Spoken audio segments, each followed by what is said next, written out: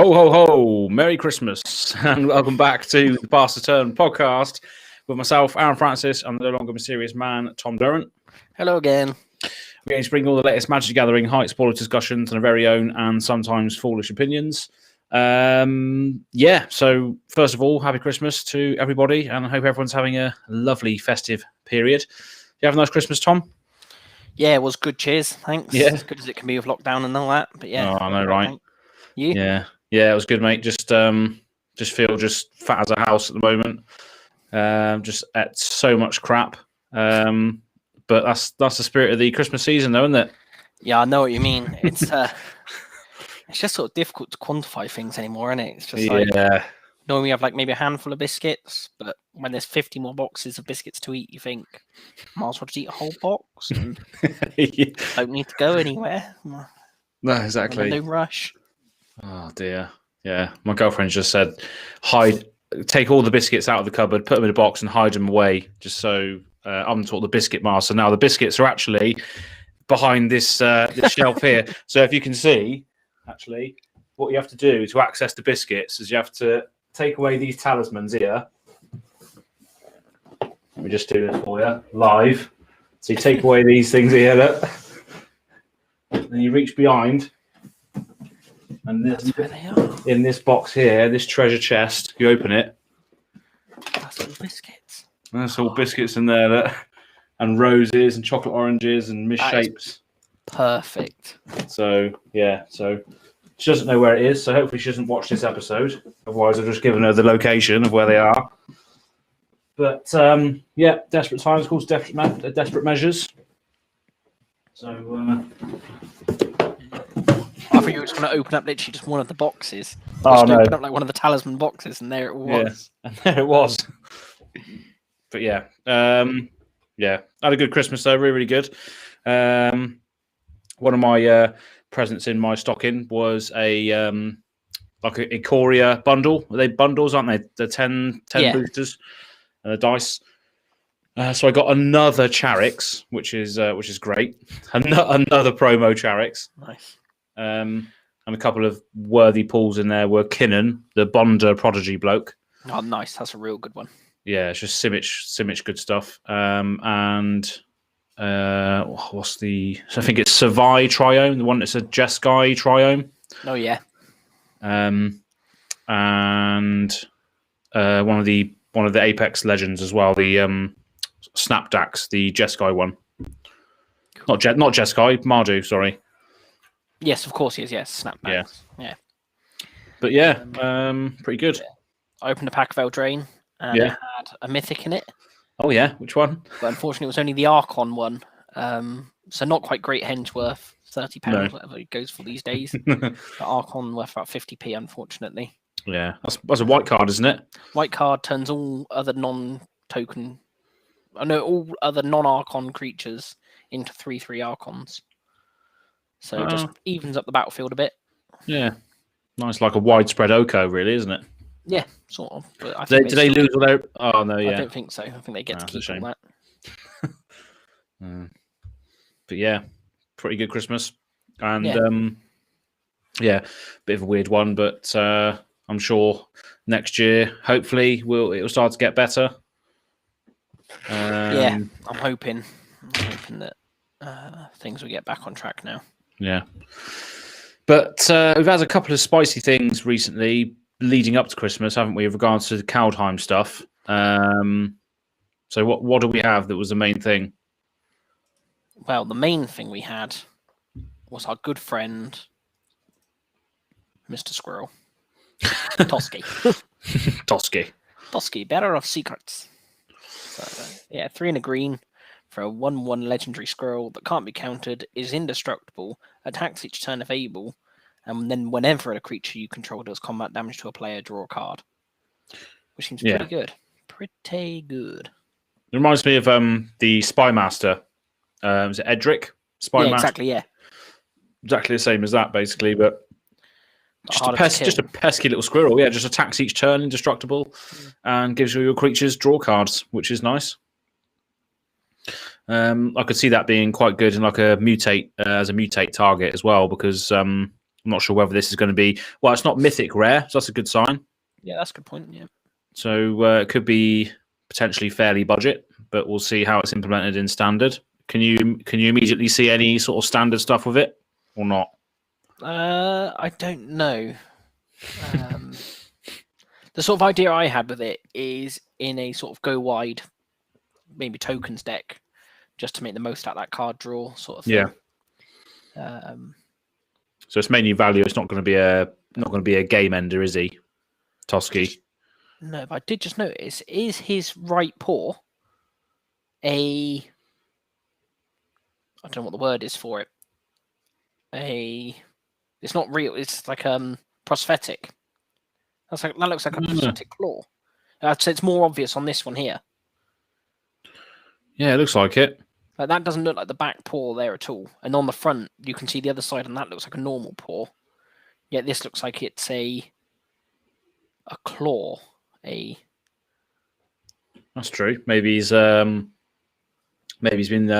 altered a bit by Phyrexian oil. Oh Lord, the rumors are true. Obviously, it's got a lovely tale of runic scriptures. No, that does look quite cool. But I don't really care about that anymore. Now I know that Toski has clearly been under the influence of our good friend. Oh, wrong one. Where's it gone? Oh, I don't know where I'm looking. Here, Vorinclex. Yeah. So this is an unofficial leak. It could just be a lie. Could be malicious. It's not official, that's for sure. But yeah, this is saying that Vorinclex has just turned up in Kaldheim. Yeah. We don't know how. We don't know why. We don't know who he's with. No, does that mean that? Does this allude to Rosewater's teaser, where it was a creature type that people have been asking for years in Phyrexian?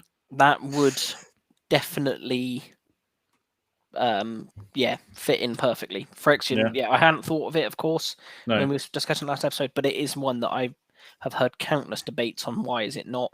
And I think it would make sense to be one.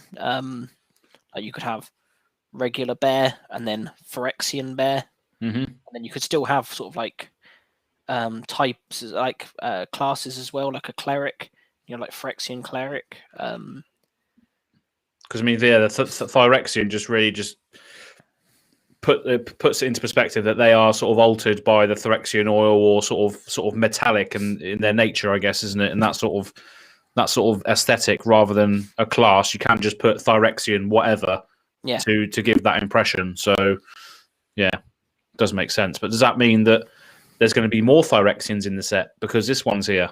Who knows? Like, we haven't had. Well, I'd say we haven't had much to suggest there'd be others, but who knows? There may well be. Or it could just be a giant troll. Because alongside this, obviously, we wondered whether sort of snow mechanics or anything to do with snow, and that would be in the set. And we thought that one of the Commander products had the snow symbol on, but we was wrong in that regard. The Commander product had something else on it instead. It was just a 0 instead of a snow symbol. Yeah. So it was this Rannar ever watchful. Yeah. When it got teased, this 0 wasn't very clear, and for some reason looked like a snow symbol. Yeah. And then they did reveal it fully to us, and me and you still chose to ignore that fact. Yeah. And it, we just didn't realise that it did say 0, not snow. So that's just our bad eyesight, I assume. Yeah. I mean, should we just linger on those a little bit there? The commander ones. Yes. Sorry. Because I don't think we've really spoke about them because they weren't clear enough to really speak about, were they? No, I don't think so. Well, I think they were initially not clear enough, and we sort of spoke about them a bit in the previous episode. And then when we did have them in full thing, we just said, "Oh, look, they're here. Don't need to talk about them anymore." No, I guess yeah. But yeah, I think we can go into a bit more detail now. We know they are definitely what they are. Yeah, and we still don't know what Fortell is, though, unfortunately. No, none of the other stuff. I thought we were going to find that out. I thought that was one of the first things we'd find out is what the mechanics were in the set and things. Yeah. nice yet. I guess we're going to find all that out on the 7th as part of the big reveal. Mm-hmm. So we still don't know how good this first card you foretell each turn costs 0 to foretell. That might be really, really powerful. That might not be very powerful at all. What it does remind... Sorry, carry on. I was going to say, what it does remind me of is, you remember Kadena, the morph card? Oh, yes. So the morph card says the first card you play face down costs 3 less. Yeah. So it reminds me a little bit like that. I mean, does this mean that Ranar will allow you to foretell for free? Does it cost 3 colourless mana to foretell, or something like that? That's why I thought about the Kadena, because you can just essentially get the morph mechanic for free, basically. Yeah, what I thought it was sounded similar like is, the cycling commander. Oh, yeah. Lets you cycle stuff for 0 the first time each turn. Yeah. So I thought it was foretell going to be like cycling, where there could be like various costs.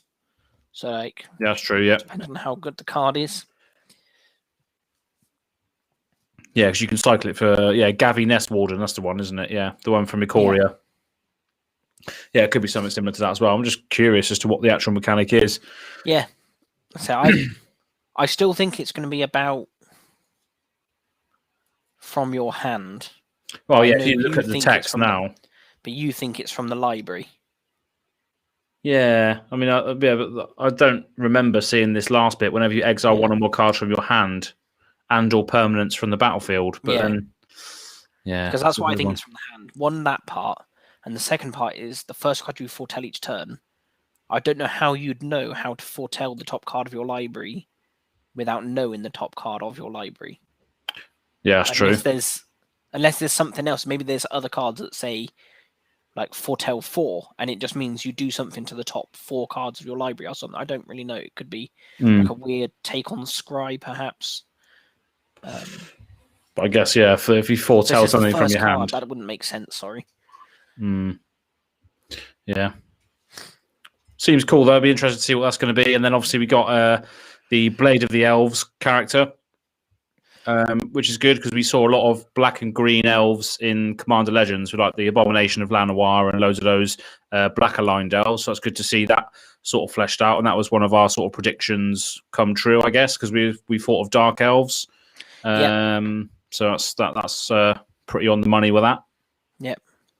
I was looking at the hilt on this. Do you reckon that looks a bit like a trident or a bident on the hilt of the sword at the back? Yeah, a little bit. So I thought it looked a bit like. But yeah, I do quite like the look of this. My one sort of grievance, should I say, with it is like the first ability sounds amazing. When it does come down to a player, create that many 1/1 green elf warrior tokens. So obviously there's occasionally ways you can pump big and stuff. But the bottom one, maybe that's what this is going for. Maybe this wants you to go green-black Voltron elves, maybe, and suit Lathril up big or something. Because I feel that normally in elves, if you can tap 10 untapped elves, you should be able to do a lot more than each opponent losing 10 life and you gain 10 life. Yeah. I know effectively it could be 30 damage, but I just know of elves, I normally face 10 elves dealing a lot more damage than 30. Yeah, and as well as this, Lathril she has to tap herself and then tap 10 elves. So you can't even do it. You can't even do it multiple times in a turn either. No. It's not like you could make 100 elves and win. No. And also that then it doesn't have haste. You can't do it and sort of straight away. No. Do like a big drain. But yeah, I mean, it definitely lends itself to the Voltron strategy because of the menace keyword as well. So it's harder to block. Yeah. So I think maybe that's the route they're trying to go down. Maybe we'll get more support for that style of strategy in the rest of Kaldheim. Just then elves, you've got sort of different options. You can have the big go wide elves that are more green white, or maybe you can go single big elf that's more green black. Perhaps I don't know for sure. But this is what this set just made me want to build Boros equipment decks. I think there's going to be a lot of cool equipments in this set. Obviously, we've seen the God of Battle, which is basically a god on one side and a sword on the other. So I'll get to the Boros deck that I've built later, but there's Halva, God of Battle, which will probably feature in it when I can get him. So yeah, that's a pretty decent card. So crit creatures you control or enchanting creatures you control have double strike. Beginning of each combat, you may attach an aura or equipment to a creature you control to a target creature you control. So that's pretty good, just moving the equipments and stuff around. But yeah. I definitely feel these are more standard orientated than Commander. But that's not to say they won't have their home. Mm. And I feel maybe one of them, maybe they'll say, like, maybe the white and blue one will be standard focused. Maybe the red one, they'll say, let's throw that into the Commander pool. With its style of abilities being more powerful there. Yeah. So we'll see. I think there's going to be a lot of equipments and stuff in here, though. Oh, definitely. It definitely feels like it. Lots of battles and wars and berserkers and stuff. So going to be interesting. Where's it on here? Oh, no, it's a vehicle, not a. Oh, there's a lot of vehicles as well. That's it. Yeah. I remember it was funny, but yeah, it's not an equipment, unfortunately. No. Fire Giant's Fury. Yeah, you got some cool looking cards in this set. But before we just went on a massive tangent. We were speaking about Vorinclex, weren't we? Aiming for? Sorry, Vorinclex. Yeah, we were speaking about him, and then suddenly we went into Commander products. Yeah, this is what we do. It's what we do. So yeah, apparently someone found this in a Commander Legends collector booster. Is the story they're going with? Right. Along with other people are claiming to have found these other cards up here, which we'll get onto again shortly. So yeah, a total of 5 cards apparently leaked in this way. But Vorinclex being the most interesting for numerous reasons. So let's just read him out quickly. He's a 6-mana 6/6 Phyrexian Praetor with Trample and Haste. If you would put 1 or more counters on a permanent or player, put twice that many of each of those counters on that permanent or player instead. If an opponent would put 1 or more counters on a permanent or player, they put half as many of each of those counters on that permanent or player rounded down. So if your opponents are only going to put 1 counter on stuff, they don't get anything. Yeah. Whereas also you get 2. Yeah, it's pretty good. So yeah, like I said, new Phyrexian type line. Bizarre, but believable. I'm just looking at the grammar there on that card to see if it sort of matches up to what we've seen before. If you put 1 or more counters on a permanent or player, put twice that many of each of those kinds of counters on that permanent or player instead. I mean, that sounds right to me. Nothing's jumping out there that you think, oh, that's like just sounds a bit weird. Yeah. You've got the Phyrexian symbol as well on the back. Yeah, it does all look very real to me, worryingly. The artwork looks fitting, I'd say. I'd definitely see that working in a Magic product. It doesn't give too much away in terms of Kaldheim behind. There's nothing like really, oh, that's definitely Kaldheim. Like the weird orb light in the sky that we've seen, or the sort of like definite like sword shapes, stones and things like that. We don't have any definitive stuff that says, oh wow, this is really like Kaldheim style as well. No, it's definitely. It's just forests in the background, so you can't really doesn't really give much away. So on the card as well, it says that the artist is Darken. He's done a lot of Magic stuff. He did the Kodama of the East Tree art for Commander Legends. So that's one of the ones that he did recently. And there's loads of other things that he's also done for Magic as well. I don't suppose anyone's asked him to confirm if that's his artwork at least. No, I don't think they have. Because I don't know what he'd have to say. I assume under non-disclosure agreement he'd have to just not answer it, sort of thing. Yeah, probably. But if it wasn't his art, surely he's allowed to say, no, that art's nothing to do with me. Which would then imply this is all a lie. So that is something that I think is real. Yeah. The new type also, I'm not sure if you saw, someone asked Marrow on his blog, not the blunt fact of, is Vorinclex real? They said, Vorinclex has haste, and what was it? They asked something about the haste. Is one of these the right one?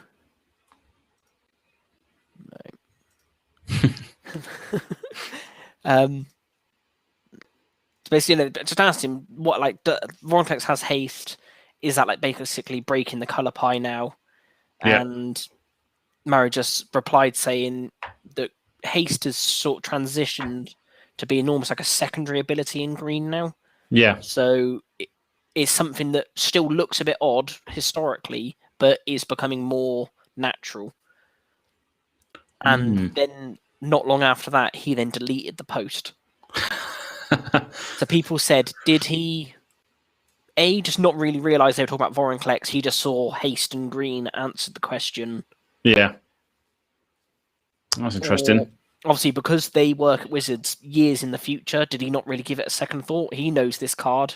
Did he just not really give it a thought that actually we shouldn't know this card yet? Yeah. Or we just don't know. But the fact it was taken down. But another thing is, they aren't allowed. Maro is not allowed to look at curated cards. He's not allowed to watch our gameplay videos that has Josh's commander of exile ability, because if he looks at it, or even if he doesn't look at it, sort of thing.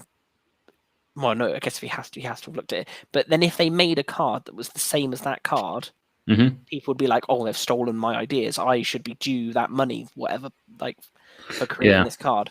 Yeah. So him and most of the other, most people that work at Wizards are not allowed to look and solicit custom cards. So that could be another reason that he had to delete it, is because he knows it's fake, but he's not allowed to know that he's seen it because he's not allowed to look at fake cards. So there's so many layers to it. We have no idea way whether or not it's real or not. I'm scared, though, Aaron. I do not want Phyrexians to be able to travel to Kaldheim. No, and it just begs the question as well. How have they got there? I mean, I know in Norse mythology we didn't really mention it in the previous podcast at all, but there is the Bifrost Bridge, and there's the Heimdall guards the Bifrost Bridge, and basically it can transport people across dimensions. I think Tesserat also had was it the Planar Bridge? The Planar Bridge that could also do a certain like stuff like that as well. So yeah, Tesserat is now the Planar Bridge. Oh, I see. So that was on Kaladesh. That was the whole point of Kaladesh. They were trying to invent a Planar Bridge, of some description, some teleportation device. Yeah. And that was set up by Bolas and Tesserat. They deliberately made they have their annual competition about artifacts and stuff, but they managed to get Tesserat on like top of the board, and he said this year we're really interested in teleporting stuff, because they knew that then they'd be able to use it if something was good. And obviously Rashmi made it, and Tesserat saw it, and Tesserat could have just sort of copied the bridge, but he sort of realized how dangerous it was, and he wanted to sort of regain the control of it. So he sort of lied to Bolas and said, it's only going to work if I sort of put the technology in myself. Bolas was like, yeah, all right, I don't care, just get it done. So Tesserat now can control the bridge. He is the bridge, effectively. So yeah, and we know Tesserat knows about Phyrexia. He's been there. We're not sure if he likes or dislikes Phyrexia. That's a bit up in the air, I think. So has he deliberately let them loose? Accidentally let them loose? We don't know that. So Tesserat is the one that obviously has the power to be able to do this sort of stuff. Yeah. Tesserat does the Kaldheim might itself have some version of this technology on it. Yeah. Yeah, that's what I think, because obviously the Bifrost Bridge and all that sort of, the big rainbow bridge that leads into the plane of the gods in Norse mythology, that's where they can travel through dimensions, and it's on Thor as well. The Thor movie, Heimdall guards it, because you can just teleport anyone anywhere. The Bifrost Bridge. So yeah, do they have their own version of something that transports beings from other planes onto their own plane? And Tybalt decides to just reap chaos and just turn it on and just get these Phyrexians in. Or is it something to do with Tesserat? Yeah, it was going to be interesting to see why these people are there. Why these things are there, basically. These big Phyrexians. So yeah, I think possibly the Bifrost Bridge could be the answer to one of those Marrow teasers of, the thing that's got white, white, blue, blue, black, black, red, red, green, green in its activation cost. What if it's that, tap it, and just you can teleport stuff. Put any cards from outside the game that you want onto the battlefield. Yep. How does that work with? So that doesn't work in Commander, does it? That doesn't work in Commander, but in Modern you can access your sideboard with that. Yeah. But why would you want to pay 10 mana to access your sideboard? Have a bloody powerful sideboard, Aaron. Have Emrakul in your sideboard. 10 mana, thank you. Get him down. Hey, that's very expensive. No one would pay 10 mana for Emrakul. Yeah. But what if you had one of each Eldrazi Titan? 10 mana for all of the Titans, and some other good. Maybe Vorinclex himself would be in the sideboard. Yeah. Yeah, maybe it's something like pay Wooburg, search your library graveyard for any number of different creature types and put them into play. So like you could choose a Phyrexian, you could choose a Berserker, you could choose an Angel, and they all come into play. Something like that. Because obviously we know it's going to be sort of tribal based, this set, don't we? Yeah, that's a good point. And that could sort of relate to the whole sort of beings from other planes going there for no reason, for some reason. But yeah, probably not going to be anything like that. But that'll be that's my sort of creative design space for today's episode. Tune in again. Yeah, it's gonna be funny to see how and why this big green Phyrexian is there. Will the others be there? That's another question. Is he one of 5? Is he the only one there? I heard someone say like what a fun new storyline could be is what if just Vorinclex and maybe just like 2 Phyrexians are on Kaldheim with very little explanation. Yeah. And possibly no one there even understands that he's Phyrexian. Because of the Planeswalkers we know that are there, it's Kaya. I can't think that she's ever interacted with Phyrexians. Tybalt, I can't think he knows about them. Right. And these 2 new ones, which both seem relatively young Planeswalkers, I don't think they'd know about them. So what if this is there and just no one has any idea that it's from off-world? They just assume, that's just an angry Viking beast. Fair enough. He's a bit metallic, but there's also a man that's also a sword, so who's not metallic in this world? So they let it be. Then next time we go to Strixhaven, and just Elish Norn turns out to be one of the professors, and you're like, whoa, that does not look like Snape. No. But then you're like, but might be. And then Teferi turns up, and Teferi's like, that is a Phyrexian, no doubt about it. And that starts like a sort of chain, and they're like, why are Phyrexians just plopping up in random places? And then maybe over the next sort of year, we're just going to get Phyrexians everywhere. Phyrexia just turns up in D&D. Yeah. In the middle of Icewind Dale. Boom. We've got Shieldred. Angry. And they just think, Spiderfolk. Doesn't matter. We fight them every day. Yeah, they're Spiderfolk in D&D as well. Yeah, exactly. So it all chains together. And then you're like, wait, actually, the Phyrexian are they're just moving around. And then we find out why. Yeah, maybe that's true as well. Maybe this is just a one on there. It could be like a sort of long-term storyline. Yeah. Because like sort of obviously the Bolas line ended, and we need this next one. It'll be Oko. Oko will be at the course of it all, but we'll pretend we don't know that.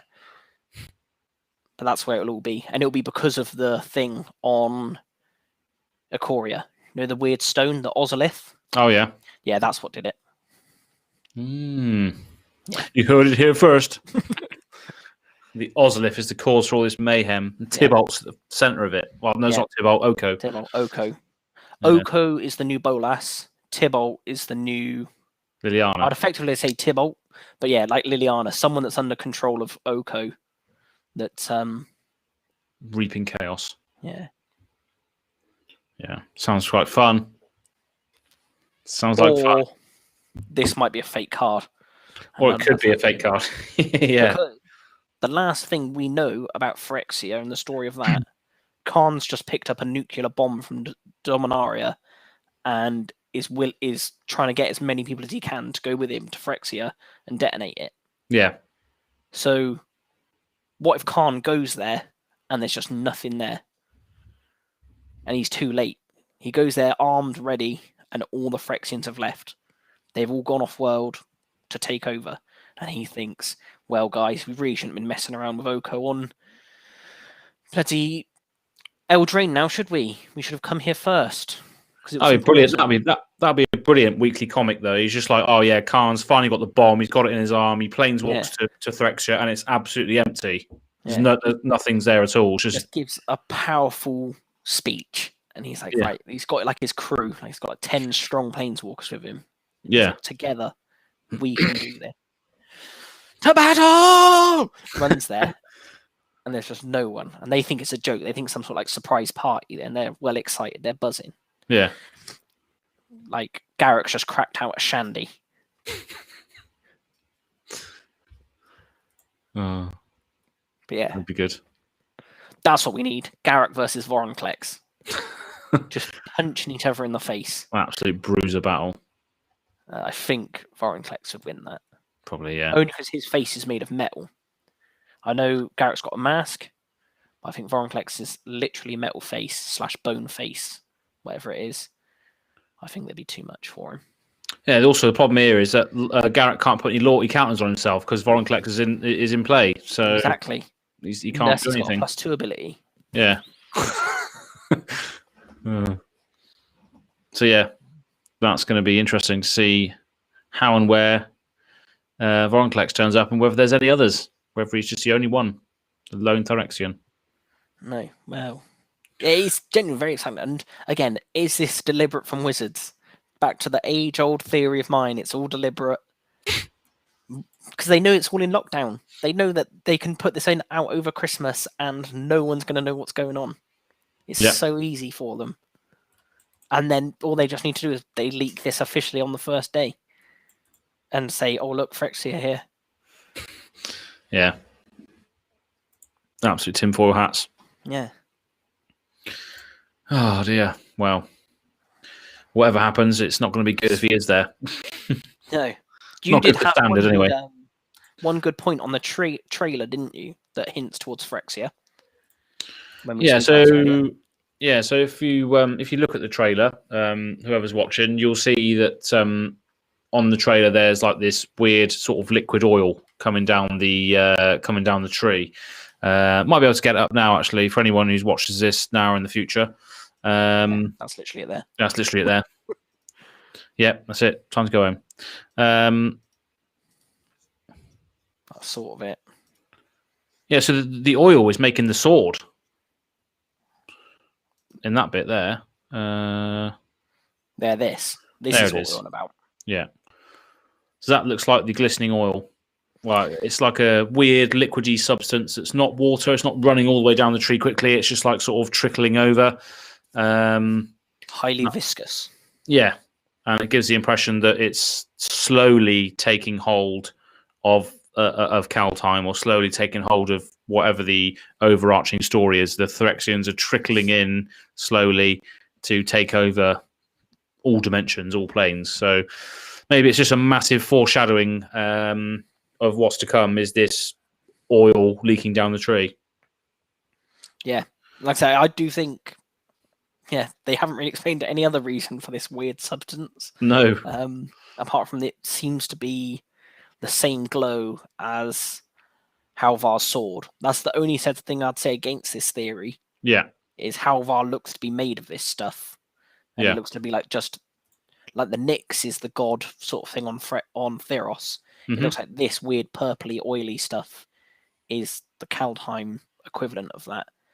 But it still doesn't mean it's not Phyrexian. They could all just be Phyrexian gods here, and yeah, they could be. They could just be made of this could be just the Phyrexian metal the entire time. We just don't know, do we? But yeah, that's my theory. That's Phyrexian oil dripping down there. Vorinclex. Interesting. Should we look at the other leaked cards, see if anything there tickles our fancy? Yeah, definitely. Yeah. So we had Vorinclex there. Yep. So we've got another saga, which we already know there's one real saga. So for 1 green and white, first chapter is create a 1/1 white human warrior creature token. Second, create a 1/1 green elf warrior creature token.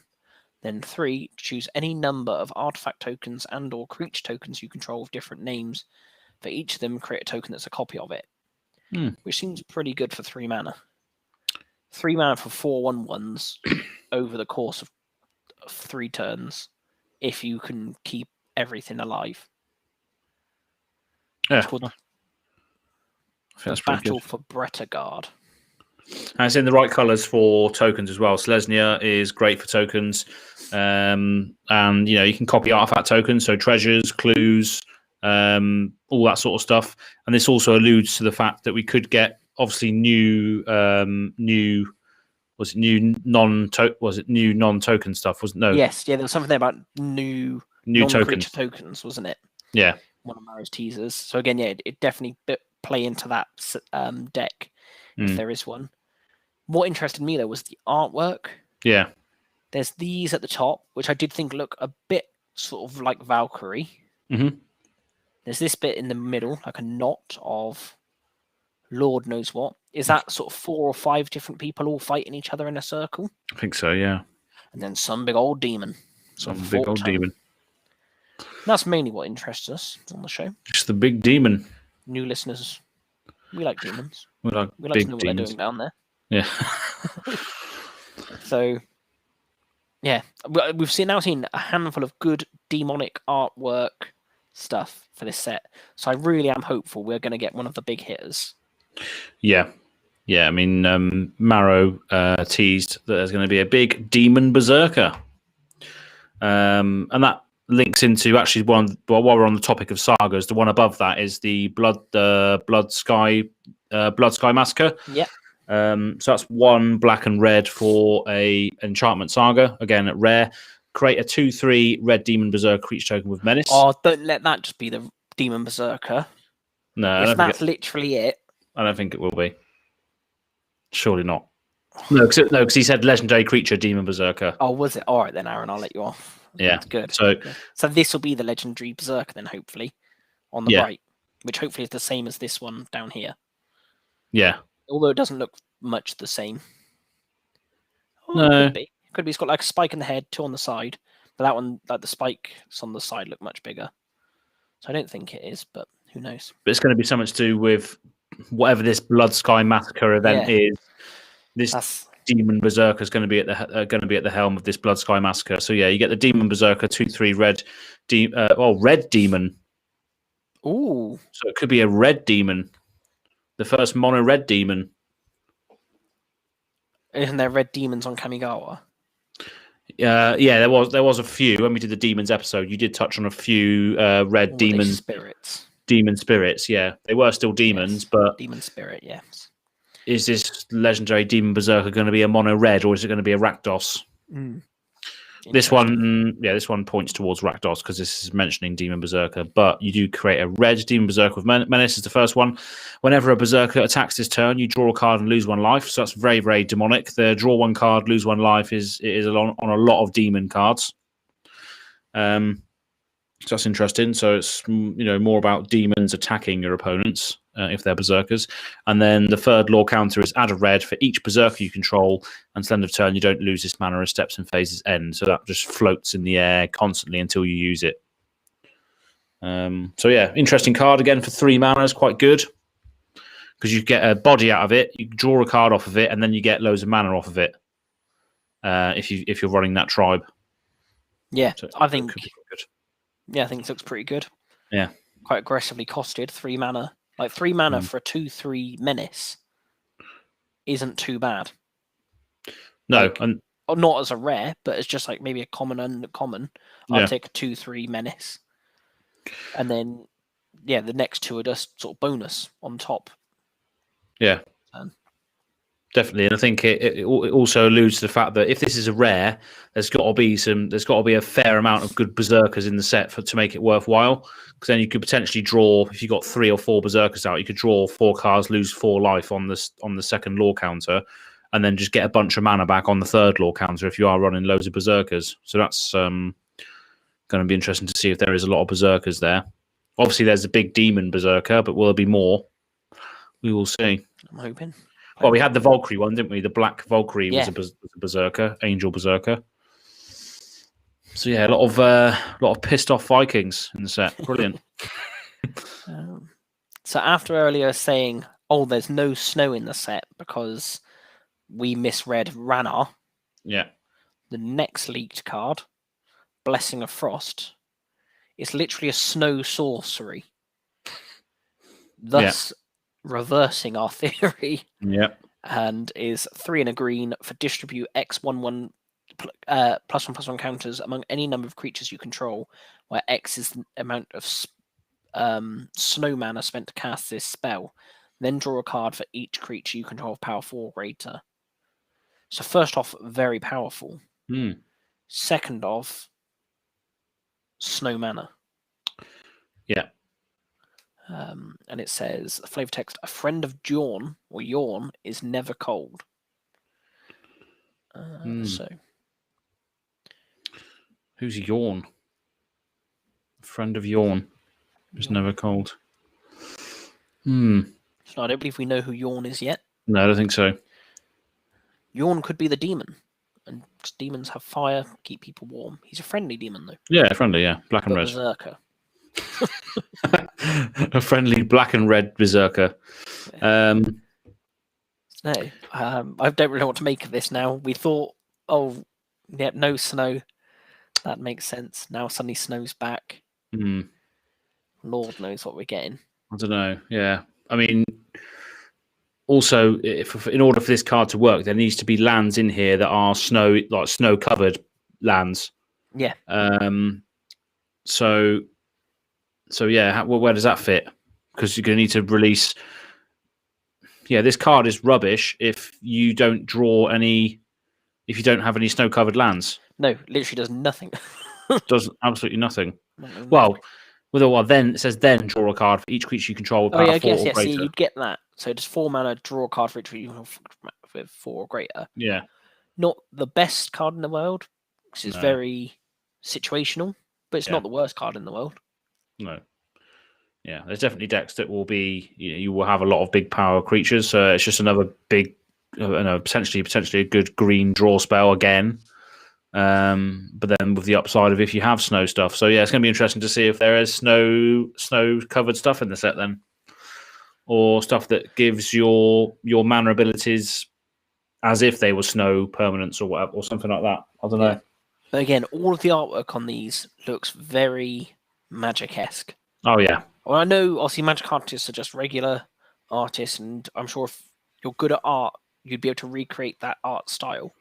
I'm sure it's not impossible, but I just think they look very MTG-esque. They just look. Yeah, they do. They do look right. They do look right. Yeah. So we'll see. And we've got one final card. That's Arnold Schwarzenegger. Yeah. Arnie broken brow. So he's 2 and a red, human berserk, 3/3 of haste. So far, so good. Then it has Boast. So you can pay 1 mana, and you may change Arnie Broken Brow's base power to 1, plus the greatest power among other creatures you control until end of turn. Activate this ability only if this creature attacked this turn, and only once each turn. So yeah, you can just make him a bigger creature. And then flavor text of, I headbutted a troll and won. So, he's not to be trifled with. No. Well, that's why he's got a broken brow, because he's headbutted a troll. Of course, yes. There you go. Flavor. So what? The art's not very easy to see here, because he looks like he's got something sticking out his head. Is that going to be like an ogre's tooth or something? Or a troll's tooth or something? Like, yeah, maybe. I don't know, I just can't really tell. Like, it's not clear enough we'll find out Yeah. if it's real. But that alludes to obviously the. Oh no, it doesn't. The changes base power to. No, I was going to say I think that alludes to the using the toughness rather than the power that Mark said about, but that's not the case. No, it doesn't seem like it. But yeah, but that is a new mechanic, Boast. Mm. I don't really know what it means. Boast, then you pay 1. I'm not sure what in here is the Boast part. No. Is it that you can change people's power to 1 plus the? I don't know what, but is it the fact you can change their power? Is that the Boast? Is it the 1 plus greatest power among other creatures you control? Is that the bit that's the Boast? That like you're doing something with your other creature's greatest power. Yeah, so I guess you're sort of using their power as a way to influence the battle. I guess maybe just boasting about the fact, I've got a bigger creature than you. I'm gonna win, and therefore demoralizes the enemy. Maybe. So let's just break it down then. So you may change Arnie Broken Barrel's base power to 1 plus the greatest power among other creatures you control. So if you had a Vorst Claw out, which is just a vanilla 7/7, this guy will become an 8/3. Yeah. So it's 1 plus the 7 that your greatest power among creatures. Yeah, that's quite good. Yeah. Yeah. And he's Berserker as well. He's a red Berserker, so it fits into the Blood Sky Massacre card as well. So more Berserkers. Yeah. The only sort of thing, like this, sort of feels very, sort of like a low to the ground mono red aggressive deck sort of thing. Is where I see this fitting in. But then I feel that a 3/3 is normally the biggest creature you'd play in a deck like that. Mm. So unless maybe there's going to be a big red. Like when Glory Bringer was around, you could have big red in standard. Maybe there's something like that, and Arnie's going to take it on. But yeah, I just sort of feel that at 3, he's already going to be one of your bigger creatures. Yeah. Unless a completely different style deck wants him. But then he has no trample, only 3 toughness still. I think we'll see a lot of red cards that are Berserkers. They have massive power but low toughness. I think that's what Berserkers are going to be like. They're going to have massive power, low toughness. And I think the Demon's going to be the same. He's going to have a load of power but not so much toughness. Maybe like a 6/4 or 7/4, something like that. What about this 2/3, Aaron? That's true. Yeah, Damn you! Absolute garbage. But that's Berserkers, that would make sense. Berserkers would make sense to have there we go. Dwarf Berserker, 2/1. Yeah, much lower toughness. And that one there, giving other people more power. You don't really care about their toughness. Yeah. You're just riling them up for battle. But I was just seeing if we had any more Berserkers. 4/6, that goes against us. But 5/3 does. Yeah. So it looks like actually, well, not quite. I was going to say, is it the black ones have power, but the red ones don't? But that doesn't quite work above anyway. Yeah, these leaks have made this a very interesting and weird set. Yeah. And I do not know what to think of it anymore. Yeah, it's quite chaotic, isn't it? But I think that lends itself to Tybalt being in the set as well. It's so chaotic. Yeah. It's just like, what is going on? What is going on in the set? Tybalt's there, reaping chaos. Phyrexian's there. What is going on here? And I can't wait to see what happens with it, to be honest. It's going to be, I am now very, very excited for January the 7th when we get the first real look at this. Yeah, it's going to be fun. Going to be very, very fun. January the 7th. Yeah, it's not even that far away, really, is it? No, it's like a week away now. Yeah, something like that. Just over a week and 2 days. Yeah. So it's next Thursday is when we should be getting a whole load of information. The whole baby. So yeah, that's looking good. Going to be interesting to see what is going on and why all these things are happening. Snow, Phyrexians, Tybalt, what's going on here? Yeah, should be fun. We got an interesting slate next year, haven't we? We got obviously Kaldheim on this. Well, yeah, Kaldheim, whenever that is, end of January, isn't it? February. I think. What else do we have during that year? So we've got Kaldheim first, and then we've got Time Spiral Remastered. Yep. Which is quite a remarkable. I believe this is the first time they've done something like this in paper. Mm-hmm. So I feel this is going to be their sort of guinea pig.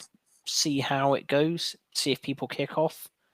And I think if people don't mind it too much, I think we're just going to get loads of them. They've been doing it on Arena. They had a Kaladesh remastered and Amonkhet remastered. All right. And I feel they were like sort of precursor tests as well. Not the things this would have been in works before them, probably. Yeah. So yeah, it'd be interesting to see whether or not they go well and whether or not they then think about doing more stuff with remastered sets. Can they even then go as far as just literally reprinting a set? Obviously, people rave at how good the original Zendikar draft. I'm not sure people say it was good. It was particularly fast. Mm-hmm. I think the original Innistrad was seen as a very good draft set. Would they just say, okay, here's Innistrad remastered, but what's been remastered is maybe they just take out a couple of maybe the cards they designed for standard and put in some more decent draft cards so that it's even better draft sort of thing, maybe. Yeah, it's definitely because they can come from any set, can't they? These Time Spiral ones. I have no idea what they're going to do with this Time Spiral. They can literally just put any. Well, are they reprint? They are reprints, aren't they? They're all reprints. I think so. It will be. That's what I imagine it will be. But yeah, I don't know how I feel about it. I have to see what the cards are. But the Time Spiral stuff is just very chaotic. There's no like real theme, is there? It's just pure chaos cards, basically. Yeah, I think so. It was sort of wasn't it like a what if set? Yeah, pretty much. So if the Phyrexians had won the war, then you have this character, but they're actually Phyrexified now, or and lots of just little things like that. What if Urza had decided not to be an arsehole most of his life? And then you actually just see a lot of good in the world.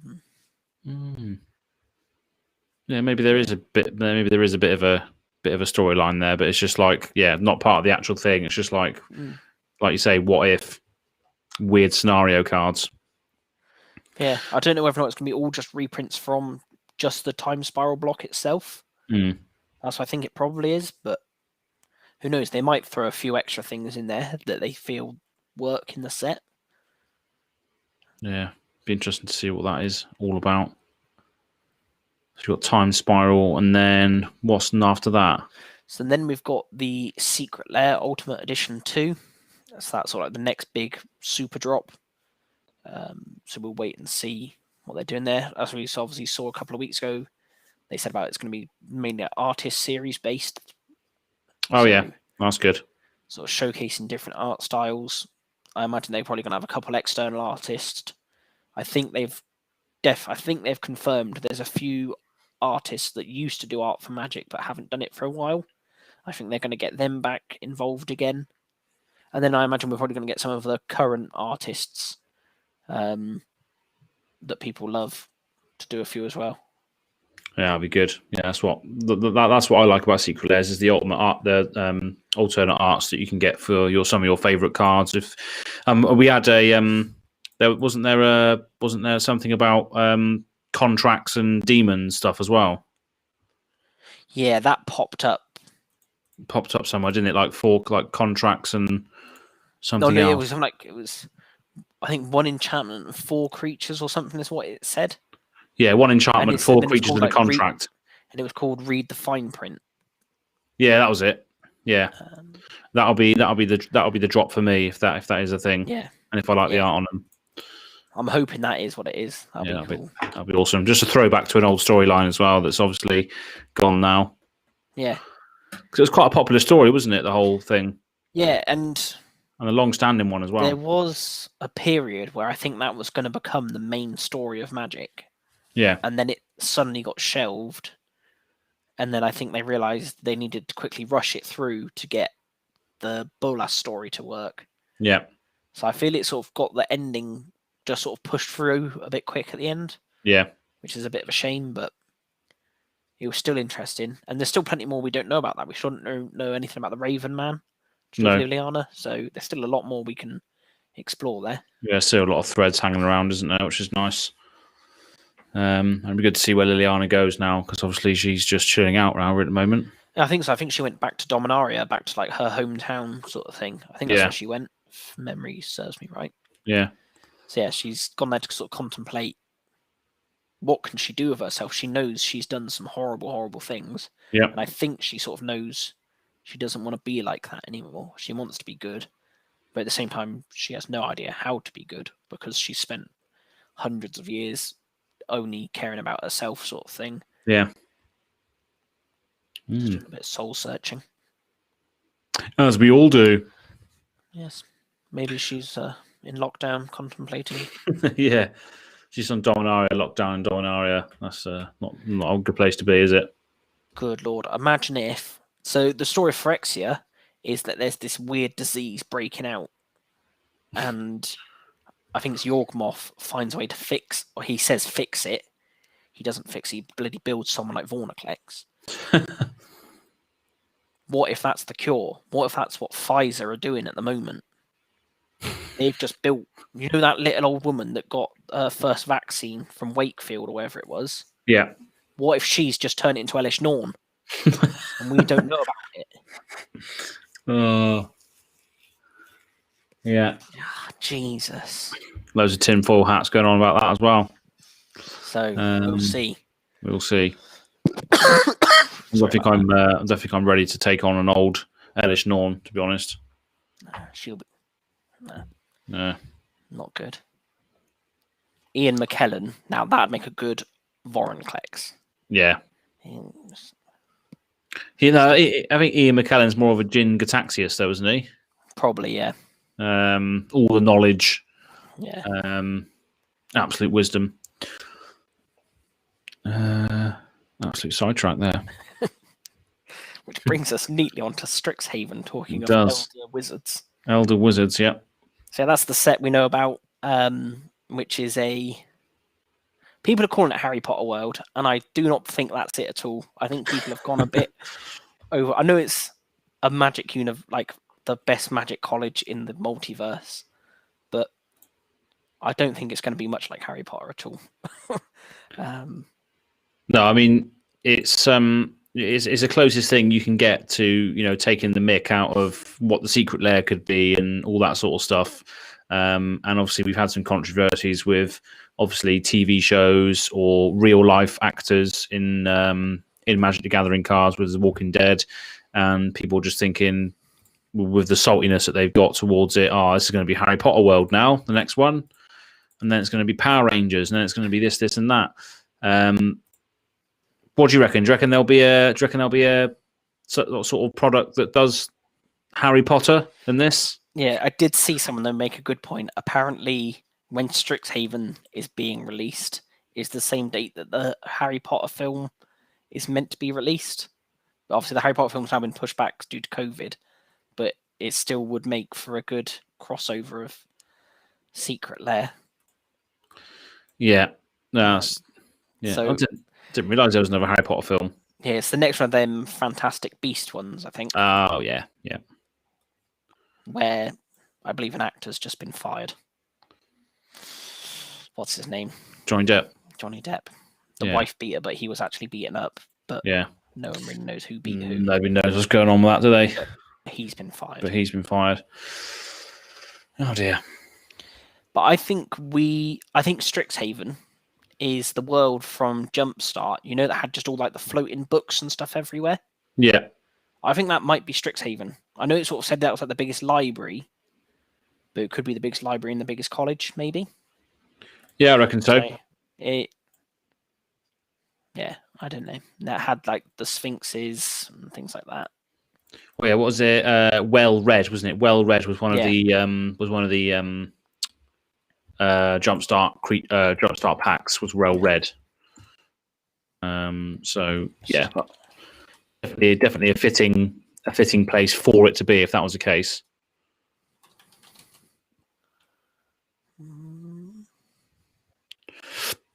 I'm just looking for it now as well.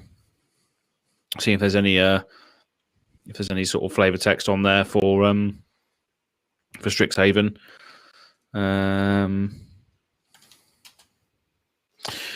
Here we go. Or Nereophage, Squid Illusion. It manifests at wizard academies to siphon inspiration from young prodigies. Exactly. There we go. There's So the background art for Ormos here. Oh yeah, Archive Keeper. Yeah, like literally all the buildings are just made of books. Yeah. Yeah, I don't know. Maybe it's a bit too almost gimmicky to be a whole world. I don't know. Yeah, I don't know. I think it'll be quite. I think it'll be quite fitting. Suspicious bookcases in there as well. All the books were dusty with disuse, save the one titled Camouflage and its practical applications. That's good. Well read 2. Anything better in there? That shows. And only I think the best artwork for it is on the Well-Read Island, but because Wizards' website's really good, they don't actually show you that one. Oh, they're not. That like you got to hover over it, like every other card, it just pops up. But that one, nope. I just don't get it. I do not know why they can't just make their website work the best. It's ridiculous, isn't it? Anyway. Yeah, I'm just trying to find some Strixhaven stuff in there, but I think it's going to be an interesting one. There's going to be a lot of familiars and stuff, and a lot of I think it's going to take a lot of inspiration from Harry Potter. But I don't think it's going to be that in your face. I don't think. No, I think there might be 1 or 2 small nods. Yeah, and I hope they do go like really weird. Only if you really have read the books and know the joke. Mm-hmm. I hope it's stuff like that. That's not just like, oh, there's someone who looks like Harry Potter in a card, sort of thing. Hopefully, there's something a bit more. Yeah. I don't think they'll have like a kid with a scar on his head with glasses. I don't think they'll have none of that on there. Professor Snoop. Yeah, Professor. Yeah. Instead of Professor Quirrell, it's Professor Squirrel, and he does like some weird squirrel antics. But yeah, I don't think they've got anything to worry about there. I think it should be a cool set. I'm looking forward to seeing what cards are in it. Yeah, one thing I'm most interested in what mechanics they make for it. Yeah, you've made this world of learning and school. Like it feels like there's not going to be like just stuff simply like geared up for battle. They would have like sort of battle mechanics. It'll be sort of like a learning thing, and just how are they going to do all that, but across all 5 colors? What are they going to say is green's learning? What are they going to say green does at school? Like blue's easy. Blue's just draw loads of cards. That's learning. Yeah. But how do they say green is learning? I don't know. I'm just interested to see what their little flavor spins are, because someone remind me that is what makes Magic sets really good. Is when they take things like when they first made Mirrodin. All right, how can we have every single color really care about artifacts? And you got some quite fun interactions and things, and plus some really busted mechanics. We hope that's not going to happen. Yeah. Mirrodin and all that sort of stuff were they were very much just artifacts. Where I think this is going to be each school is going to have a different thing. I think we can look to War of the Spark for that as well, because there was a couple of weird planeswalkers in there that we just come out of nowhere. Like one of them was Kasmina. And I think she's going to be one of the. Well, she's called Kasmina on the card. She's called Enigmatic Mentor. So she was one of the War of the Spark uncommon planeswalkers that only had a down tick. That's the one. Yeah. So I think she's from Strixhaven. Yeah, that makes sense, sort of, wouldn't it? A mentor. Yeah. Yep. And then Blue's school in Strixhaven could be transmutifying and transmorgifying and all that sort of polymorph sort of style spells. So not typical Blue, where you want to be drawing loads and loads of cards and all that sort of stuff and scry, but maybe a weird Blue that cares about turning creatures and stuff into weird stuff. I think it's going to be more weird magic on Strixhaven, stuff that we haven't seen before. Or we haven't seen much of before. She looks like she's got a pet owl here, Yeah. Yeah. which is very Harry Potter. Exactly. Thus confirmed. That's confirmed. But yeah, I think blue is perfect place for sort of weird, sort of transmogrifying magic, and you're a massive fan of polymorphs, aren't you? So yeah, hopefully we get more support for that. Keep morphing. Yeah, it's morphing time.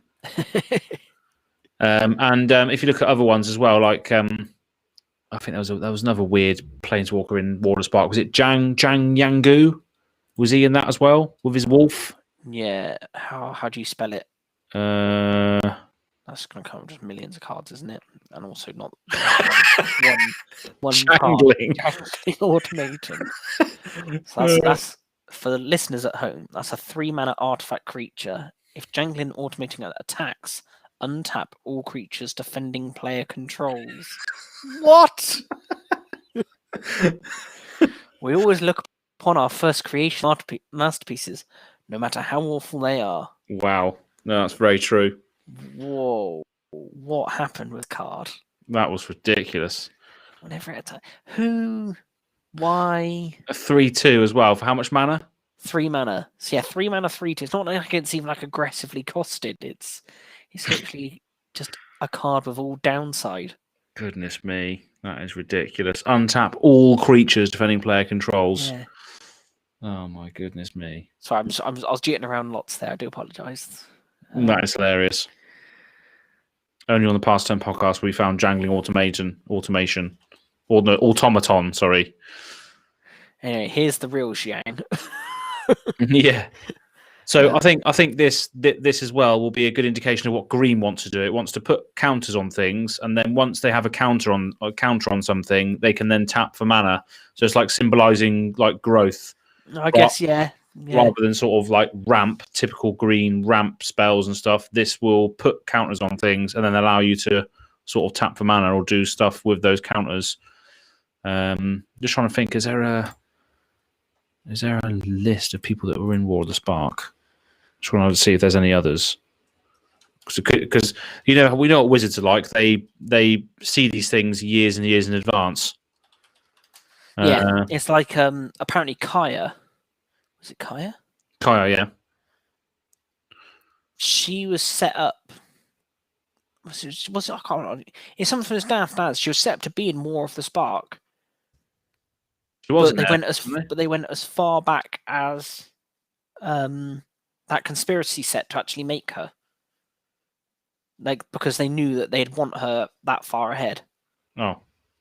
Yeah. That sounds about right. So that's the thing. They figure these things so far in advance. It wouldn't surprise me if these cards in War of the Spark were sort of foreshadowing the future. Just trying to think of others now as well. The mono ones. Teo, the Shield Mage, gives you hex proof. Yeah, he was new to the set, wasn't he? So he was new, yeah. Davriel, Rogue Shadow Mage, so stuff about discarding. Yeah, he was in a story beforehand, and he's meant to only have been in that story. Like, they basically said to a what are you called when you write stories? Not an artist, you are a author. Yeah. Scribe, yes, that also works. So yeah, they apparently just said to this guy, "Oh yeah, you can just create a planeswalker, do whatever you want. You can write a fun little story. Don't worry, it's not canon or anything." And then they realized, like, a year later, oh, he actually has a card now.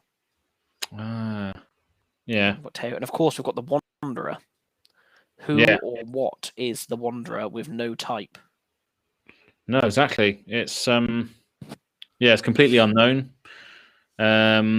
Completely unknown planeswalker, and I've had some horrible run-ins with it in games. It just exiles target creature, and then it prevents all non-combat damage as well. Or something, doesn't it? Yeah. Brilliant. It's a pretty good card, actually. To be fair. But yeah, I just thought I'd bring that up because there's a few weird planeswalkers in there, especially I think Kasmina. You've got them all there. I've been looking at. I think Kasmina, good shout. Like you're saying, I think I wouldn't be surprised if you see her pop up in Strixhaven. Yeah. But yeah, I think that's what Strixhaven is going to be. It's going to be weird magic.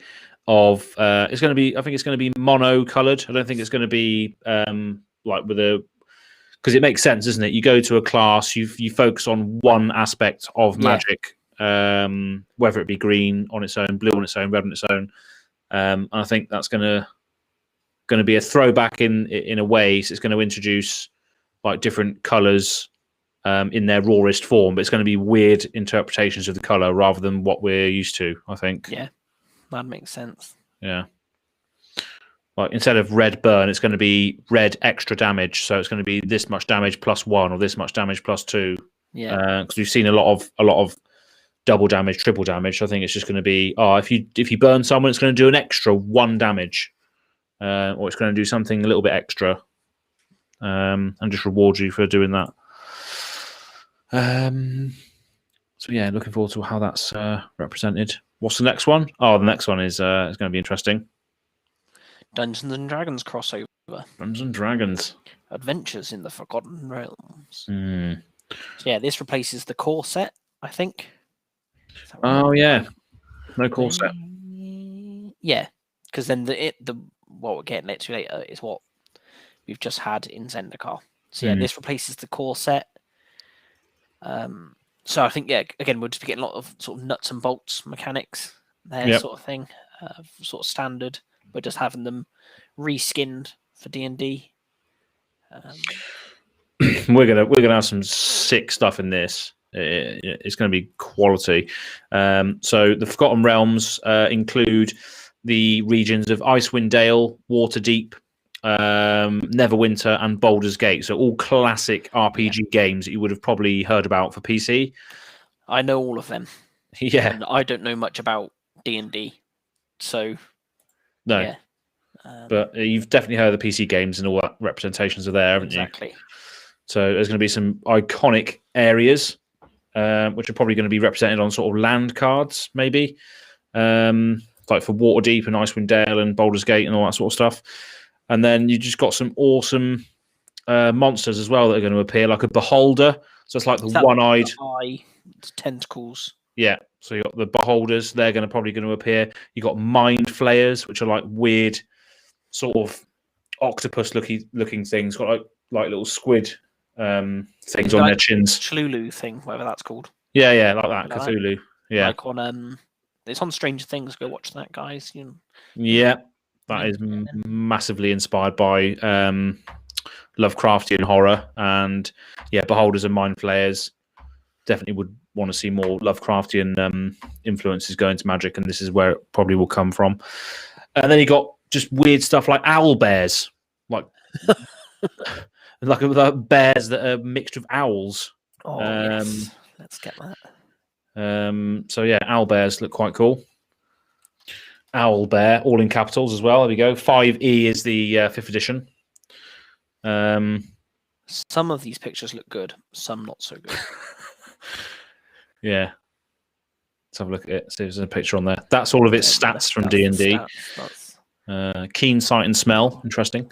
If you just click on D&D Beyond, has that got more? There we go. Look at this brute owlbear. Yeah, I'll have 2 of them, please. That's brilliant. It's going to be a 6/6 for 2 mana. No. Hopefully, it's just Colossal Dreadmaw reskinned. Yeah. But yeah, we just got some cool looking things in there. We got a lot of oozes and a lot of there's a couple of legendary oozes as well in D&D, which is why we might have seen a lot of ooze get support recently. Good.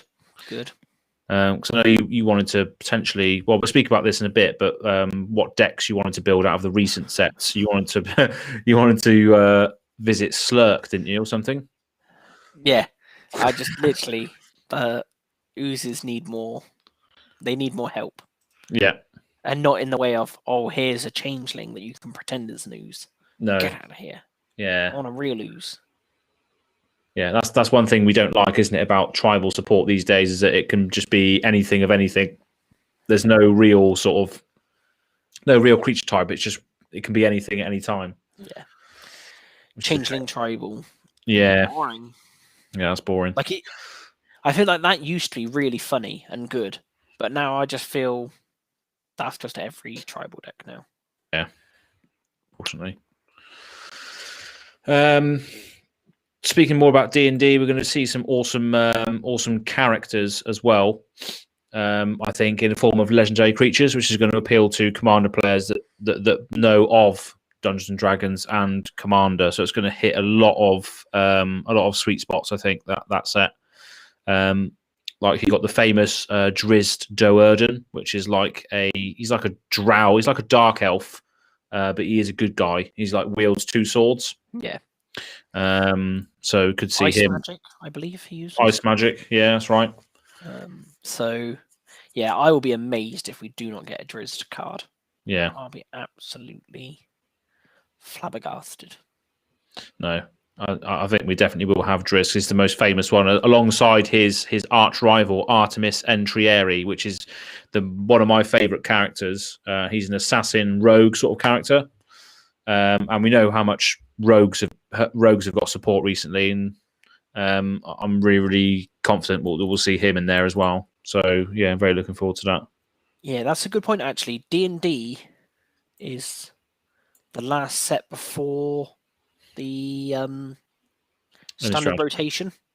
Oh yeah, which is where they can put stuff that will bust sort of like previously sort of fringe tier decks in standard. Right. Also, like this rogue deck has sort of maybe got a bit better than they thought it might have done. Yeah. But then they could just, in the D&D set, just chuck in 2-3 really powerful rogues to push it to tier 1. And they know that it's only really going to be in standard for 3 months.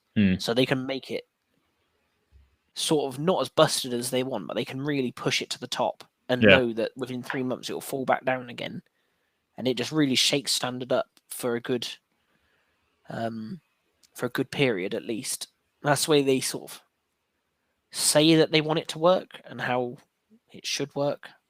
Yeah, I reckon that'd be quite fun. Yeah, because I mean, I think the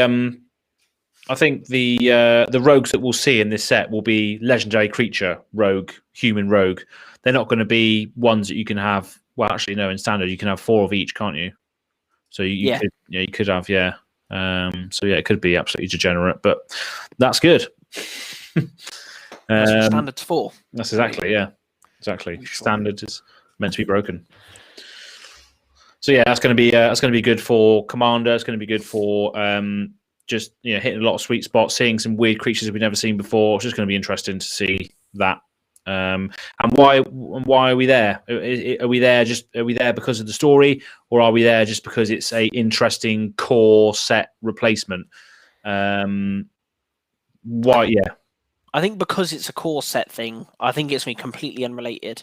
I don't think we're going to get any magic characters pop up. I don't think like Jace or Fairy or Kaya. I don't think anyone's just going to sort of be in D&D world. Yeah.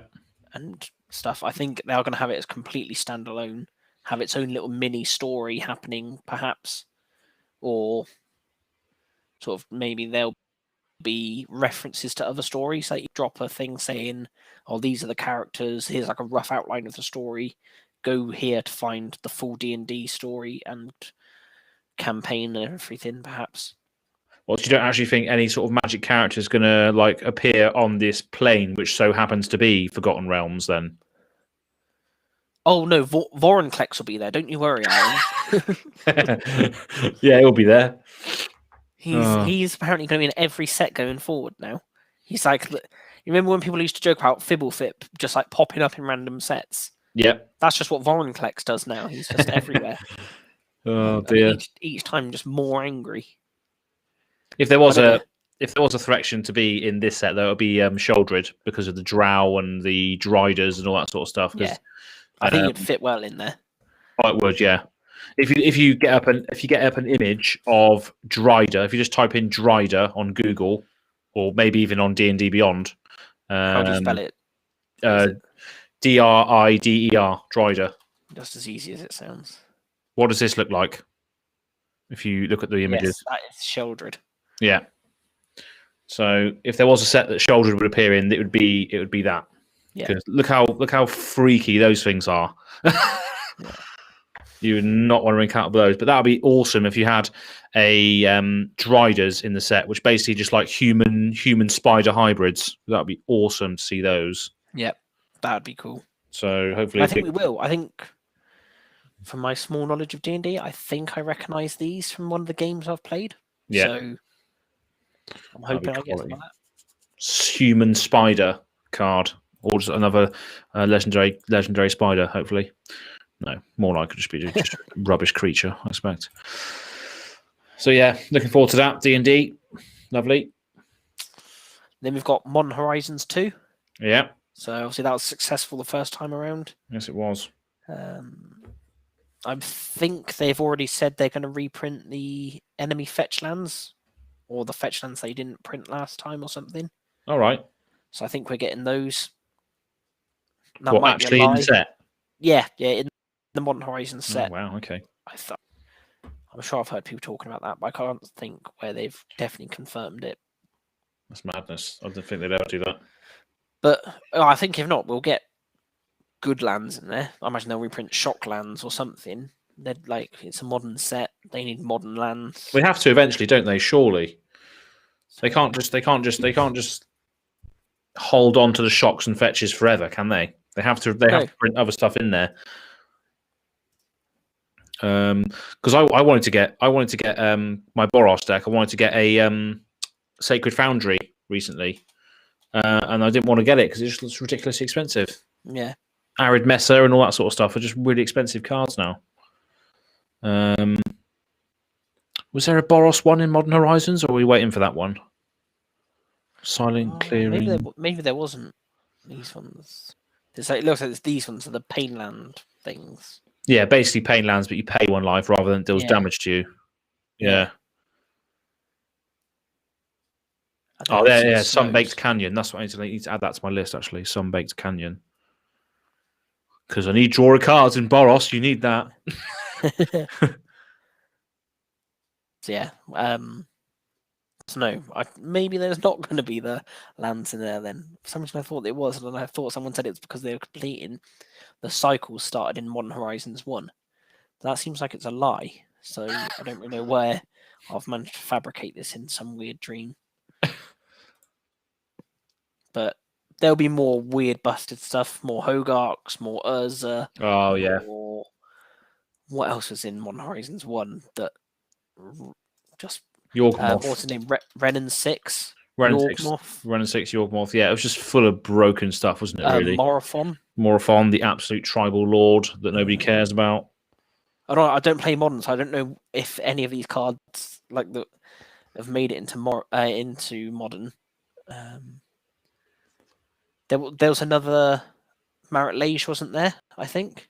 Yeah, there was. Yeah, Marit Lage Slumber. Is this Rob's Sisse? Of course it is. Yeah. Which is that first printing here? I think so. Yeah. Yeah. So yeah, we'll get more stuff like this. More broken busts stuff. Budget Commander apart. Yep. We're only on white so far. It's good stuff. Chiller Pillar. Monstrosity 2 if you pay snow mana. Brilliant. That's stuff like Force of Negation. Oh yeah, great. More stuff like that. There is the Marit Lage Slumber. Yeah. But yeah. Lots of good stuff. So modern is modern is anything after what was it? Anything after anything Black Border, is it? No. Not anything Black Border. I thought it was like 8th onwards, but I don't really know. 8th edition onwards. That still goes back a fair bit, though, doesn't it? Yeah. Modern format.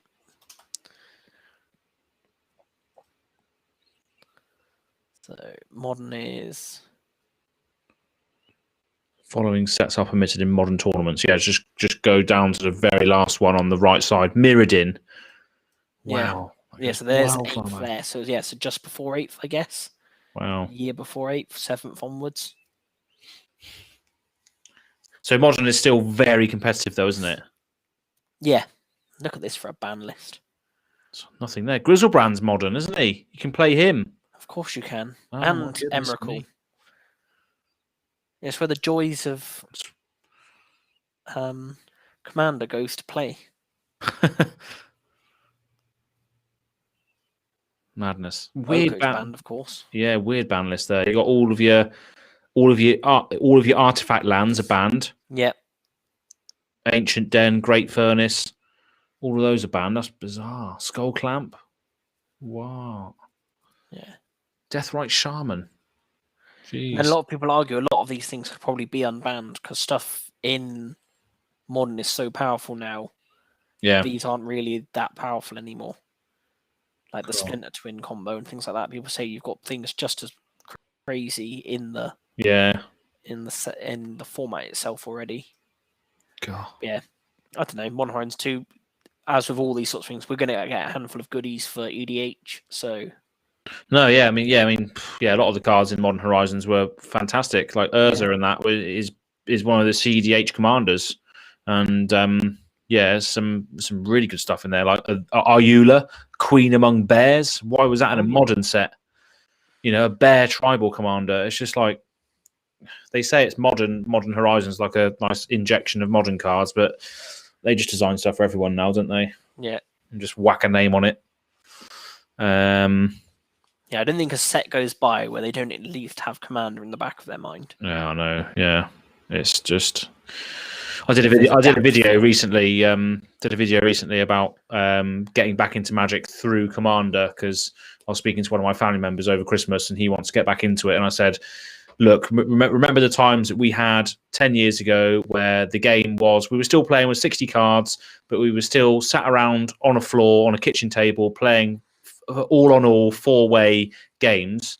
If you want to relive that experience."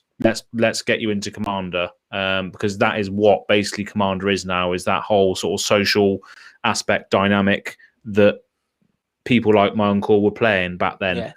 To him, he was spending spare cash on a day job on boosters just to build up his collection, and then just getting his mates around and playing cards, 60 card decks with multiple cards of each, but then saying, "Oh yeah, let's play with 50 life each instead." Yeah, so just to drag the game out, make it a laugh. Yeah, make it a laugh. Yeah, so yeah, I don't know why I went on to that actually. Doesn't matter. But it doesn't matter. There's a video. Go check it. Go check it out. Yeah. Yeah. They've always got Commander and the social aspects of Magic in their mind now, which is lovely. And then what have you got last? Innistrad. It's funny, we've got Innistrad, but 2 sets. 2 sets. But there's only 1 release. So we've never had anything like this before, have we? Not that I can think of. Is it going to be what I think it probably is going to be? It's 1 set of, I don't know how many cards are even in a normal set these days. 200, 300? Something like that, yeah. But let's say it's 300. I'm not sure if it might be like 150 cards are in both of the sets, the exact same. And it's sort of like the basics of the set. Yeah. But then the other 150 are either werewolf themed or vampire themed. So you're effectively playing half of whichever one you're playing half of the same. And then you've got half that just sort of spices it up in a slightly different way. Yeah. Is how I think they might do it. Yeah, it makes sense. We then get into standard 450. You'll have to do some rejig in there of the figures, probably. Maybe you have 2 smaller sets, 100, like 2 small sets that are 200 cards. Yeah. So share a pool of 100, have 100 individually unique. So you've got still 300 in total. You've still got 1 big standard set that comes into standard. Yeah, rather than being 2 completely separate, unique sets. That's my guess, but no idea, to be honest. They might let's just do 2 sets and release them maybe only like a month or 2 apart. But I feel that whichever one comes first then is hurt by the second one coming. Yeah, that's what I mean. It's going to be interesting to see how they handle that, because obviously back in the day they used to have, like, let's say Innistrad block was 3 sets, wasn't it? It was all over one space of a year, whereas now it's 2 at the last quarter. It's going to be interesting to see how they tackle that because they haven't done that yet. Unless, well, I think they would have already announced it, actually. I was going to say, what if they're going to change how the schedule works? Like when they changed the block system going from 3 to 2, and they changed rotation to being every 6 months instead of every year. What if this is sort of a re-implementation of something like that, adding a new sort of way of things moving, and they just have to have, because that's when we had the weird set. It was to do with Origins, I think.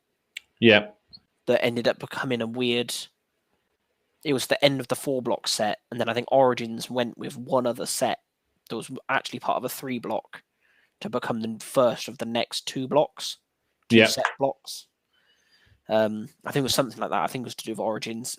So I don't know. Maybe this is something to do with that might come out, and they say, "Oh, we're now going to have 5 sets a year as standard," or maybe we're going to have rotation every 4th blue moon, as long as the day contains an S in it.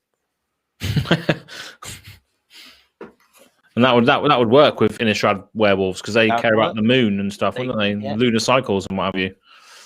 So again, and it's just easy to follow. Then you just know, you look up on your calendar. Yeah. And then you just know, rotation day. Full moon today. That's it. Going around now. Yeah. Full moon, half moon, total eclipse. That was a good advert, wasn't it? It was, yeah. Total eclipse. Brilliant. I'll make a call on the vampires one. I've done this before, but I think we're going to get the Shilgengar in there, which is the big vampire demon, which is the vampire creator. Yes. So I reckon we'll get him in there. But it'll be good to see as well werewolves get more support, because that's another thing that people have been calling for a while, hasn't it? Yeah. And I think this will be a good way to get them that support. Yeah. Let them have their own set where they can really be thrived and thrashed out. Vampires don't really need much more support, but no, they'll be glad to take it. Yeah. Edgar always needs new friends. Well, he does, yeah, that's it. He's Edgar the Everlasting. I mean, do you reckon we'll see vampires and werewolves of all colours as well in these sets? I sort of feel like we're going to have to. Yeah. And I think what it might be is, like, obviously externally, it's very easy to look at the werewolves and say, "Oh, you're green and red," and look at the vampires externally and say, "Oh, you're red and black." Mm-hmm. But maybe if you're inside the circle of the vampires, there's people in there that show white aligned attributes, and there might be people in there. It's almost like the scholars of the vampire world, and they're the blue ones, and sort of maybe like you're in there. They're still obviously collectively very red black, but sort of when you're inside that circle, you can see the different aspects of them. Yeah. So their sort of goal.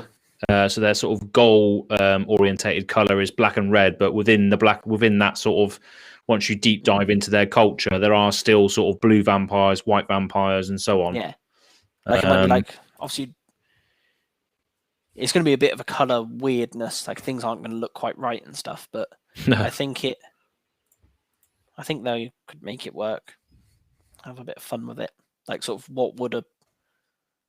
what's the most blue element of a vampire sort of thing, and then make that mechanic. Like, just looking now, there's there isn't any sort of. I've just typed in green vampire, and there is none. Is there not? There's none at all. Yeah, none at all. There's some custom cards that people have made, obviously. Of course. Lanoir Vampire, that's interesting. Black and green hybrid mana for Elf Vampire 1/1 with mana drain. Whenever this creature deals damage to another player, that player taps an untapped land they control, and you untap a tapped land you control. A land tapped this way doesn't untap during its controller's next untap step. Wow. Interesting. That's fair and balanced. And of course it transforms into Amber Blood Elf as well, which is even more ridiculous. But then again, I say this, I joke about it, like, "Oh, you're so silly, why are you designing these cards, Josh?" Yeah. And then you just look at the stuff that does get printed by Magic these days, like Oko or and other things, and you just think, well, maybe he's not that far off. No, especially Commander as well is a nice place to experiment with these cards, because ultimately, if someone goes ahead in a four-player game, you can normally sort of gang up on them to push them down a peg. So it's a good format to experiment with those sort of things. So you won't ever see the Commander we're referring to on the channel because the video is dead and gone. But yeah, it is a nice space where you can do that. I'm sure we could convince him to bring it out for a second. To bring it back. Yeah. Oh dear. I say convince, allow. Allow. Is probably the right word. Yeah. Yeah. Yeah. We do make sure that we dove in and veto some of those cards out. But I'm sure we'll see some wild stuff going forward. And that brings us on to maybe what we can expect from the channel going forward, really, as to what stuff's going to come out. Obviously, the Versus series is the biggest videos of the channel. Yes, that's obviously our them. Obviously, two of us from the channel go and fight two people in an LGS, and yeah, that's very popular, and we've got thankfully another few shops that want us to go on board. A few shops obviously we've already been to have said they'd happily have like sort of round 2 rematches as well. Yeah. So yeah, we're definitely looking to expand that this year. Hopefully COVID restrictions can be lifted and we can get out there and be filming that ASAP, really. We're as keen to do it as shops, and yeah, we just need to make sure we're safe and we can get to going with it. Yeah, it's really, really good fun doing those, and I'm sure people have watched, have just seen how ludicrous. Not only do we love playing Magic, but we also love filming the intros as well, and that's all part of the fun of just doing random intros. And it's just a great experience to do that and play and experience all these shops and what they specialize in, and like Tabletop Republic, for instance, seeing war games that I've never seen before, and seeing how passionate they are about those sort of games as well is always good to see. But yeah. Sorry, saying that of going to the LGS and stuff. I went to. I think it was when we went to the gaming den in Basingstoke. Yep. Was it there that I saw the Hocus Pocus game? Oh yeah. So yeah, I gave that to Jade for Christmas and she loved it, and we've been playing that sort of non-stop every day. We crack that out and have a quick game. Oh really? I think it's a bit easy with only 2 players. I think we need to get Thackeray on board. Yeah. But yeah, it's fun. It's just real quick and easy sort of thing. It's just matching colours and pictures sort of thing. But yeah, it's good fun. Good little laugh. Yeah, that's good. I mean, you go into shops like that, and you see like a independent property that you like, and there's a board game of Hocus Pocus. Okay, let's get that then. I do not know who that was marketed to. I don't know who. What is the crossover there? How many people did they think this is going to sell? Well, they got at least one sale from me, and I have enjoyed it. No, yeah. Amazing. Yeah, board games is a completely different bag. There's so much stuff going on there. But as you see on the Versus series, we like to cover the whole shop. We like to see the Games Workshop. We like to see the TCGs, obviously. We like to see the battle tables where people have made their own terrain. We like to see all the paints. We like to see all the cabinets full of people's models. And Tabletop Republic, again, I'm only saying this because I edited the video recently, but they had the hobby tables where people go in and use the lamps to paint their models and all that sort of stuff. So that looked cool. That looked like a cool area. Something specialist, something that you wouldn't necessarily easily be able to recreate at home. No, just finding a dedicated space to have paints and glue and everything, and you need a big space, but hopefully you don't want to ruin that space. You need a dedicated space for all that sort of stuff. So it's good to see that sort of thing there. And that's why we like to do the series as well, because it showcases each shop's sort of major selling points. And obviously the Atlantic games, the first one that we ever did, they had a kitchen in their game store. I mean, it's just a shame that obviously we got into Pastime Versus, and obviously all this rubbish happened with COVID and stuff, and it didn't allow us to sort of help the shops out even more, and sort of advertise their shops as well. We just can't do it at the moment. Yeah, it's just a shame. But we are getting more and more people adding coming into our Discord as well now, and I'm speaking to shops and trying to get them on board with some online games, so they can sort of play with us before we actually venture down there when we can. Yeah, that's a good way to meet some new people. Yeah, and we're doing a lot of that at the moment as well. So hopefully, we're still looking at how to balance the online games and get the best content out of online before we sort of do videos on it. Have you got a Discord link at all, just in case people are watching this in the future? It'll be in the show notes anyway, but you might as well flash it up now. This may or may not be a real link. I'm pretty sure it is. I'm almost certain that we've gone through this before, and that is the one that's our permanent link. Whereas before I kept putting up a temporary one that when people then used it, it said it doesn't work. It's expired, yeah. I think this is our real permanent one now. Yeah, it does look familiar. So yeah, if you're looking at that now or look at it in the show notes, it'll be on there. So come and join the Discord. It's growing all the time with people just wanting to play Commander during this time when they can't for obvious reasons. In terms of new stuff, so there'll be more, hopefully, online games coming out. Just random talking head videos with Josh, as Josh is going to be doing a series. He's already sent me the first batch of videos for his first video, talking about Commander etiquette and how that applies to each different game you play. Subjects like mass land destruction, holding grudges against people from previous games. Is it worth it to bring the salt into a new game? All sorts of different things. And he's basically just going to be in his van, driving around, doing his deliveries with his high vis on, talking about Commander etiquette. And it's just going to be Commander etiquette in a van with Josh. Number 1, number 2. This is the first time hearing of it being based in a van. This is incredible. Yeah, so he's going to be driving around in his van. He's got his high vis on. I've seen the raw content that he sent to me. I'm just going to piece it together. It's going to be a fairly quick process, to be fair. So yeah, he's just driving around in his van talking about Commander etiquette. So yeah, just a weird little mini series that we're going to be putting out, or he's going to be putting out, based on the experiences of Commander and what you can learn, what you can take away from it.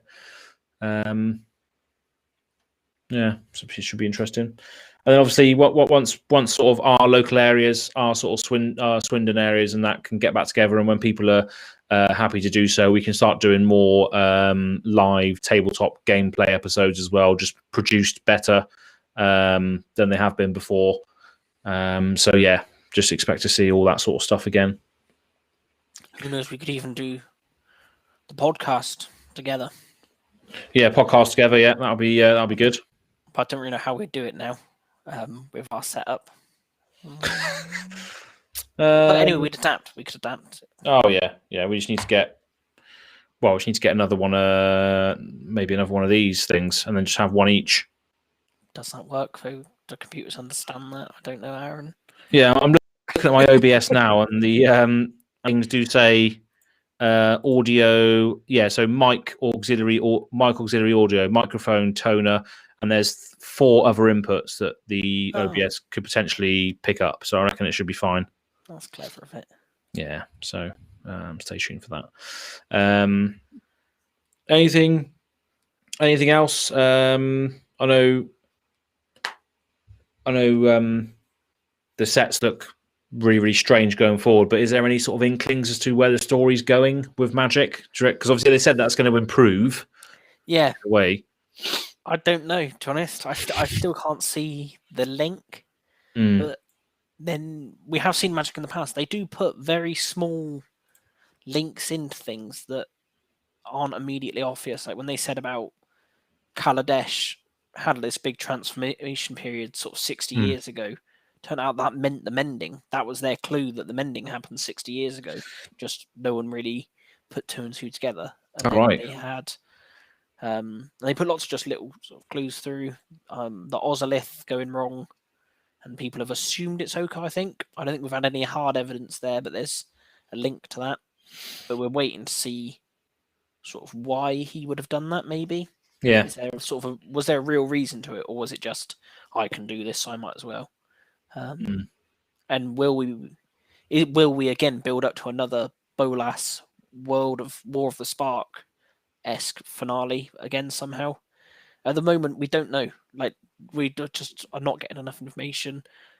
But yeah, I am excited for it. I'm definitely excited that we're getting the free weekly things back. Yeah. Yeah, they need that sort of episodic nature to sort of keep people coming back into the story just in bite-sized chunks rather than releasing books that are apparently horribly written. But then one of my personal issue of a book is I'm a very slow reader. So the book comes out today, and usually before I even have a chance to buy it, other people go online, have read it, write blurbs about it, discuss it, and I pretty much know the story before I even look at the book, before I've probably even bought the book. Yeah. Whereas like this, the most they can reveal is a chapter. And it's easier for me to read that chapter, then go online and see the stuff. It's easy to stay away from stuff when you've only got one chapter to catch up. It's like when you're watching like a big TV show, like when Game of Thrones came out, you could avoid social media for a day, so you didn't get your spoilers until you managed to watch it. If you didn't get to watch it live for any reason, but when a whole book's like that, it's like when a whole series comes out, like on Netflix and things. Someone will binge it all in a day and be talking about the ending before you've even started it. Yeah, it's just some people have more time, don't they, to consume this content, and therefore, you just can't keep up with it, I guess. But when it's in bite-sized chunks, you can log on, read it, digest it, and then wait till next week's one. Which is, I think that's a much better way of doing it as well. And I might have to start trying to follow along with it now that it's all refreshed and there is no story to grab onto yet. I would say threads. If you're interested in the lore, I'd probably say now is one of the best times to jump in. Yeah. Like when Origins happened, that was a good time. But it wasn't particularly good around War of the Spark because you were reading things and it had so much backstory. When it was Amonkhet, there was so much that it meant and what it pulled on. It was very sort of confusing for newer lore sort of enthusiasts. Whereas now I think you can read this story almost completely unconnected. Yeah. And all there'll really be is Kaya. There's like there'll be Kaya and Tybalt. So you'll read that, research a bit about their background, realize there's not actually that much of their background to even draw on. Yeah. And not feel like you're missing out loads. Yeah, I think Kaya and Tybalt were good choices because, as you say, there's not much background on them. Tybalt's, people look back on Tybalt and think, he was a bit of a meme. his old cards, his old style, he was ripped into, and now he's suddenly a big character. So it's good. It's good choices rather than picking. Let's just say Garruk in Kaldheim would have been quite a fitting character because he's a big, beefy berserker-like bloke, loads of power, but he's just got so much backstory there already. It's just nice that they're fleshing out new characters and not new characters, but older characters that haven't had much of a limelight, and then introducing new characters as well in the form of Nico Aris and what was the other one? The elf bloke. I can't remember what they. Can't remember what the elf bloke was called. Nico Aris was the interesting one, but the new blue. Yeah. Like I said, when we're talking about Strixhaven, talking of different styles. Yeah, just weird magical abilities, and that's what I want to look forward to now. Weird magical spells. So interesting characters coming up. Going to be interesting to see where the story goes. And finally, to close off the year, have you had any ideas for any new decks? I barely have time to have ideas for old decks, Aaron. No. What have you got? Have you got something exciting brewing? Yeah, I got something right here, right now. So I'll give you one of the. I might as well hold them both up. So these two. Where's my camera? Yeah.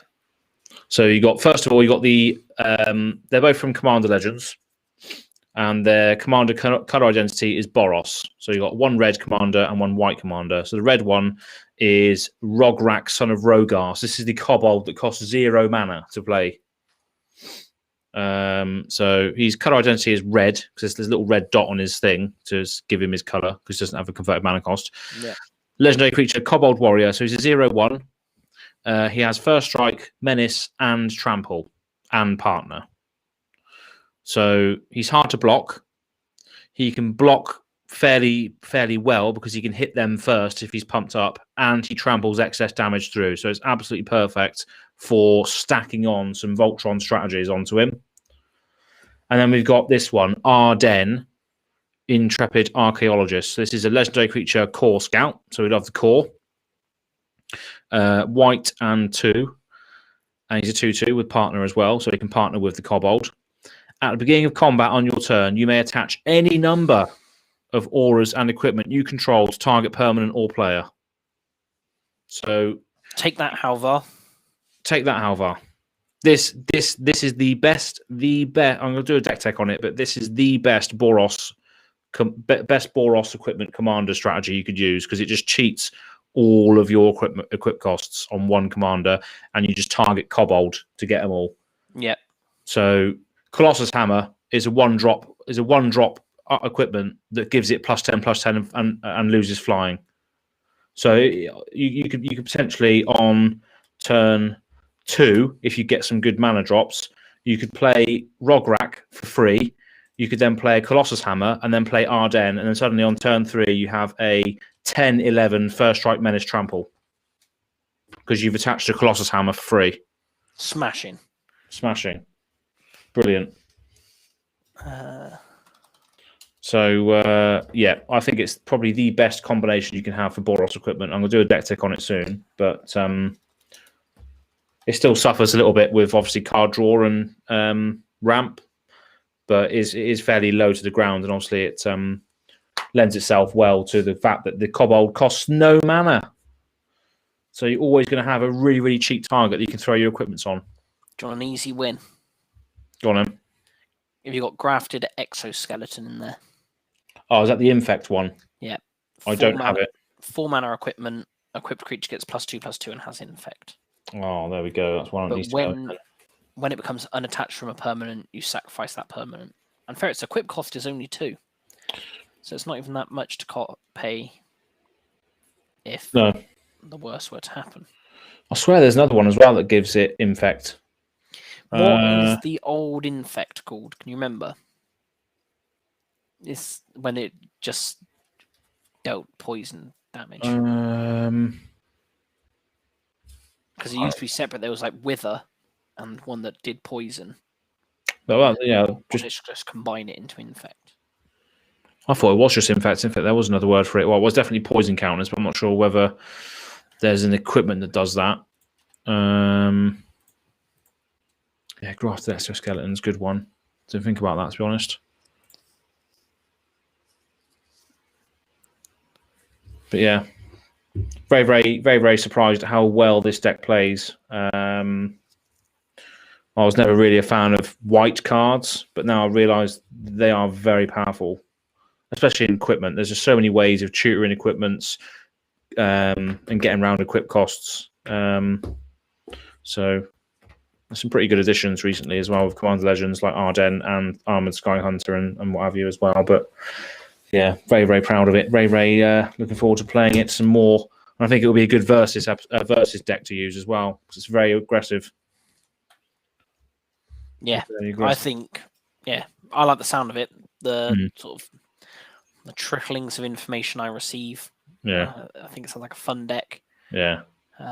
Like you say, potentially a really powerful versus strategy if we pair it with more sort of control build. Yeah, but it's going to be interesting to see how it comes out on camera. So stay tuned for that. I'm always making new decks though. I just can't get enough. Too many cards. I think that's about it, really. Unless there's anything else, that's probably it until we get into 2021 and start seeing what Kaldheim's all about properly. Yes, I cannot wait for that. Like I say, just over a week. And hopefully we'll get a few things confirmed, a few things denied. I just can't wait to see Tybalt. What is he going to be doing? Can't wait for that. But yeah, wherever you might be out there now in the big wide world, make sure you like and subscribe to our YouTube channel. Check out the Spotify podcast, which is where you're hearing this now, whether you're watching or listening. That's where you'll find us, Spotify and SoundCloud. And yeah, just keep up to date with the channel, see what we're going to be doing in the next year. It's going to be an interesting one, that's for sure. Hopefully it's a better one. Hopefully it's a better one. Yeah. It's going to be good anyway in regards to Magic products, but whether we can use those products in a social way, which we haven't been able to do, is basically the reason why we play most of the time, isn't it? Yep. I'll just on a last note as well. Do you ever think do you reckon we'll see Magic events ever again or not? Oh yes, I think so. Yeah. I think they're at least going to cash in for a year. Yeah. Because surely the year that we're allowed out the houses again, yeah, everyone will want to. Yeah. Everyone that sort of went, oh, I won't go to a GP. Oh, it doesn't really work for me this day. Yeah. I think the year that it happens, everyone will be jumping on it. Like, yeah, I'm not missing out now. Yeah. I missed out. So I think they'll cash in then. They'll do a year's worth. Everyone will go to them. And then they'll say, that's enough. Let's not do them again. And then it'll be the Magic Online Championships. Magic Online Championships. And then maybe there'll be external people like Star City Games or what's a big card place over here? Mana Leak. Not Mana Leak. Maybe it is Mana Leak. Axion. Yeah, Axion, that's it. That's one of them. Maybe they're the ones that then will take on the event planning. And then Wizards will give them some free stuff, but they won't have to take control of it, sort of thing. Maybe that'll be how it goes. I don't know. But yeah, there's a lot of debate, obviously, because of this happening. Like, they've now managed to convert all competitive play to working online. Yeah, and it's sort of functioning, Mm-hmm. and it's sort of, well, do they just carry on with this? Do they just make it that if you want to play competitive, you have to just play online? Yeah. And then the argument is, and what is paper for? Yeah. Because I don't know. I don't know what happens to paper prices if you take away the element of competitive, and then these cards are purely just for Commander and things. I don't know what happens. Yeah, I think we touched on that, didn't we, on one of the episodes before, with regards to prices and stuff. But yeah, it's a weird space, definitely, as to what happens next. But I'm no economist. I'm no economist. I'm a magicist. I don't know. But yeah, it's safe to say that when we are allowed, and if there is an event, we'll definitely be jumping on board with it, because a lot of people have been itching to get back to some sort of sense of normality in events, and it's definitely do miss it. You can't even go down to LGS, can you? You know, all the people that we've met along the way of Versus, we can't even do that again at the moment. So yeah, hopefully it all sorts itself out soon. But on that note, that is number 27 podcast done. And the next one will be, this time next week will be the 5th of January. So should we just wait until we have something new? I was going to say, do you want to delay until the 7th? Do maybe try next Thursday? Next Thursday or so, yeah. And yeah, we can then do the big Kaldheim reveal. Sounds good. So yeah, join us then live on YouTube or in your ears on Spotify to see what is going on with Kaldheim. Will we see the glistening oil? Bye-bye.